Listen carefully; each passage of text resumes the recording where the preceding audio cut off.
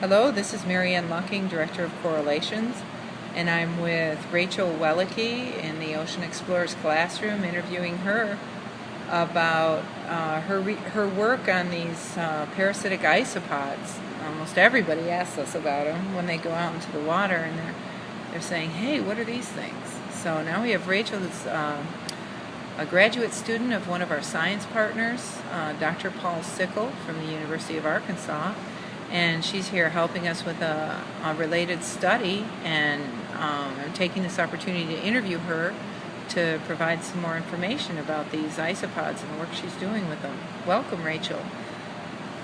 Well, so definitely, parasites, in particular analocra, are a really fun thing to study because everyone sees them and they wonder what they are. And they, the first question everyone says, do they attach to you? And the truth is, I do not think so. I don't know for sure, but when I've removed them from the fish and they've walked on my hand before, nothing has happened to me yet. So. Well, that's consoling. That's consoling for us little, light, thin-skinned humans. But they do attach to fish, and fish have scales. They have fairly durable skin there. That's true. These parasites, they attach with these claws into the muscle tissue, and they latch on for life. So once they're on, they're not really leaving that fish unless they pretty much die or the fish dies. It's the only time that parasite's going to jump off the fish.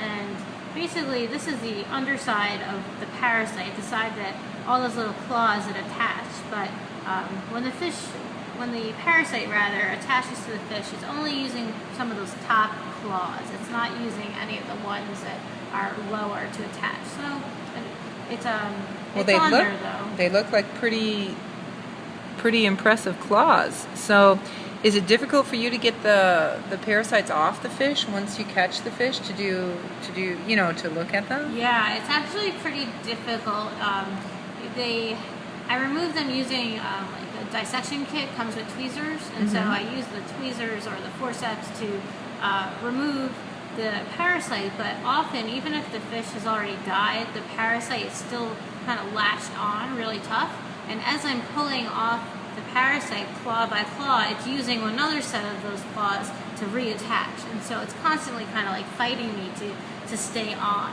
Wow. Okay, Tell us a little bit about what you know about this parasite. This is called an analocra, right? So analocra are a type of isopod that attach obviously to the outside of the fish, and they are kind of detrimental to the fish in a certain respect, but they also don't want to harm their host too much. So analocra, as they jump on their host when they're really small, just a couple millimeters big, and they grow to be a couple inches big. So it's a dramatic growth increase, and as they grow, they are sucking the blood and the plasma from the fish. So they're kind of like vampires.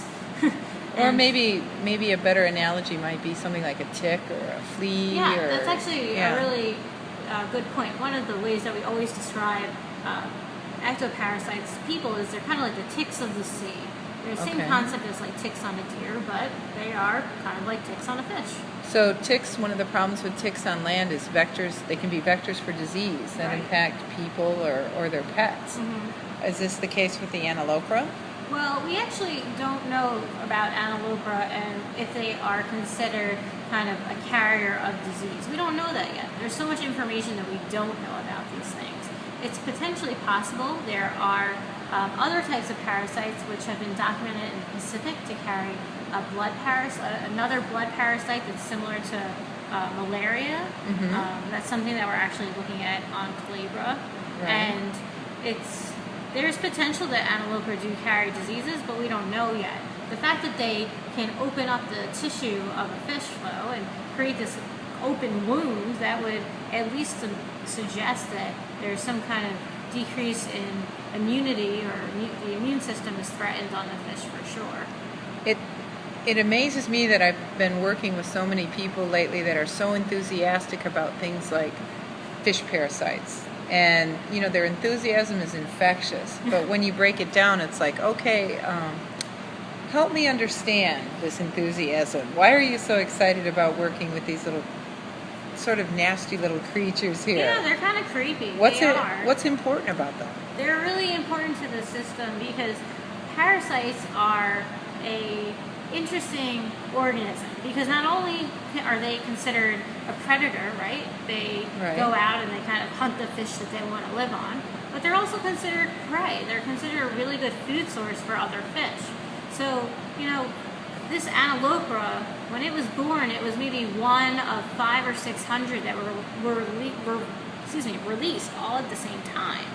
And maybe one survives. We don't know how many actually survived when they're born, but a good amount of them probably became a food source for other fish.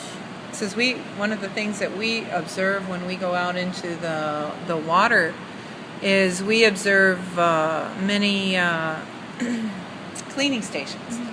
We see the fish sort of come in and park on top of the bigger coral heads, and the other little fish coming to clean them, or the shrimp. Yeah. So what you're saying is that these little fish and shrimp are actually cleaning parasites like this, like the analocra. Yeah. Well, they're probably cleaning most likely nemathids, which are a different type of isopod. There's only been one study, and it was done quite a while ago, that documented that Peterson shrimp can clean off analocra.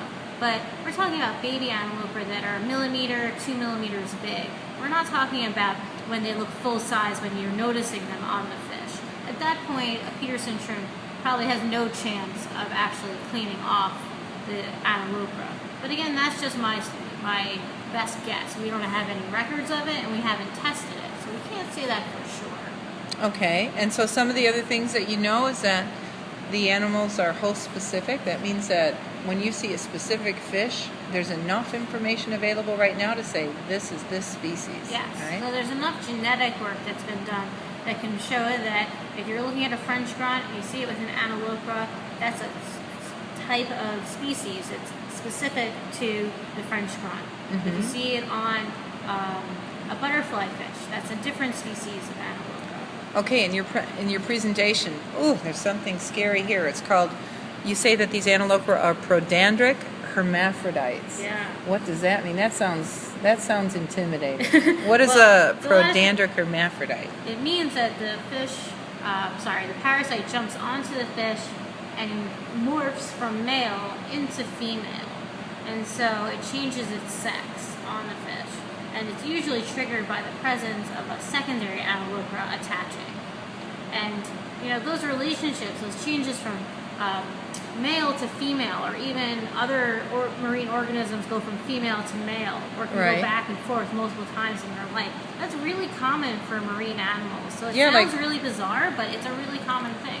Like we see blue-headed wrasse, for example, where they all start out female, and then for some reason one develops gonads, something in the environment triggers that, and then they change to look completely different. They develop the blue head, and then that becomes the male in the population. Right. And also grouper under stress can change to all become the same sex, which is a bad situation because then it inhibits them from reproducing. Yeah.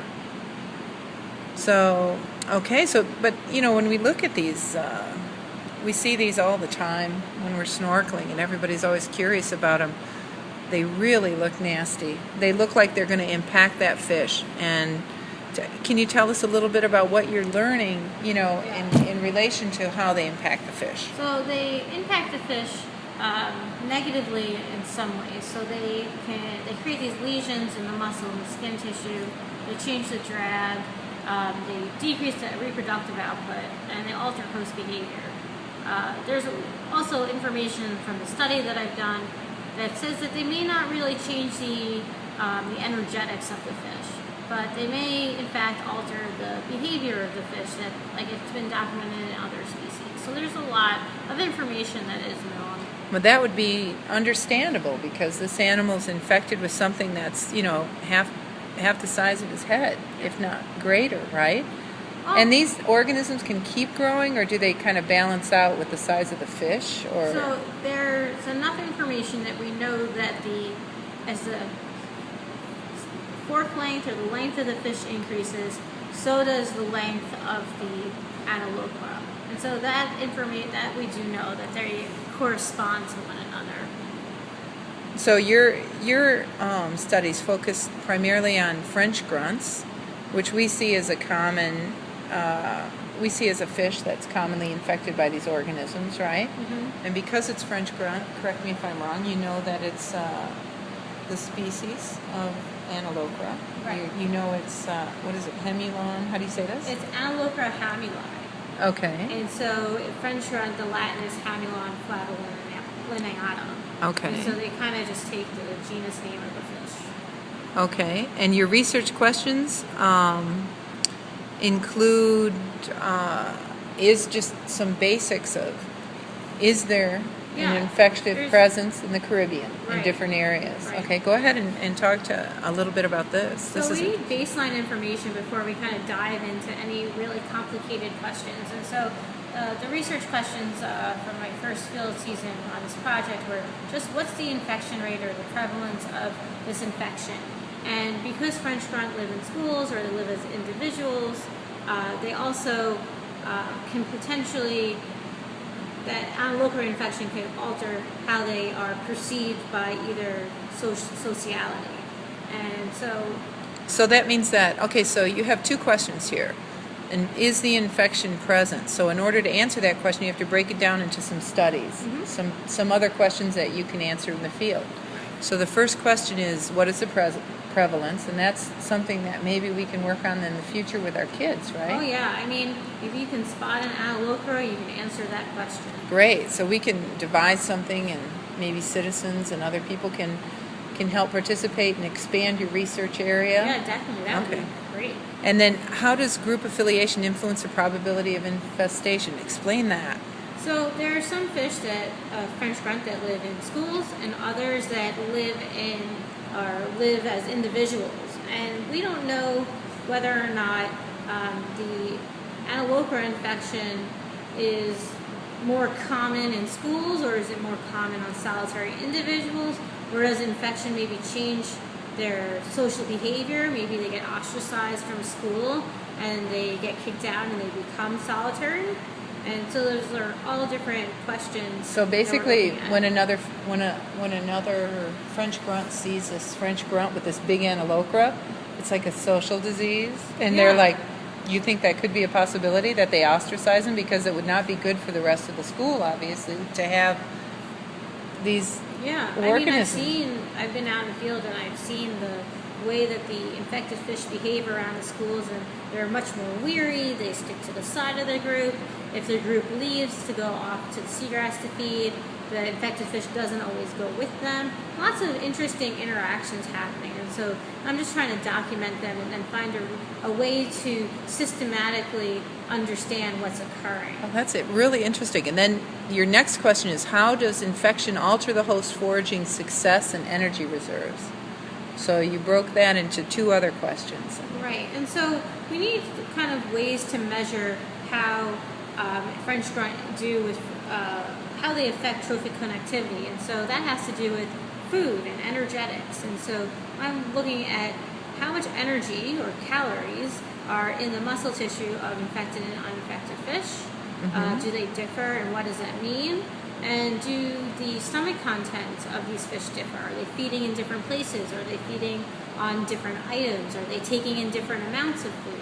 So lots of different questions that all relate to food webs. Oh, and that's really why the parasite people are into this, right? Because of their connectivity to the food webs and the importance that parasites have in the food web. Sure. I mean, food webs don't include parasites or marine parasites right now. And the fact is that marine parasites are some of the most abundant organisms in the ocean. They can make up 80% of the diversity in the ocean. And so the fact that 80% of the diversity is completely neglected until recently really speaks volumes about what we need to study. 80% of what's out there we're not studying, but it's controlling everything else by being a predator, a prey, changing behaviors. So it's really instrumental that we start studying these really small things that may be hard to see, or in the case of analocra, kind of easy to see.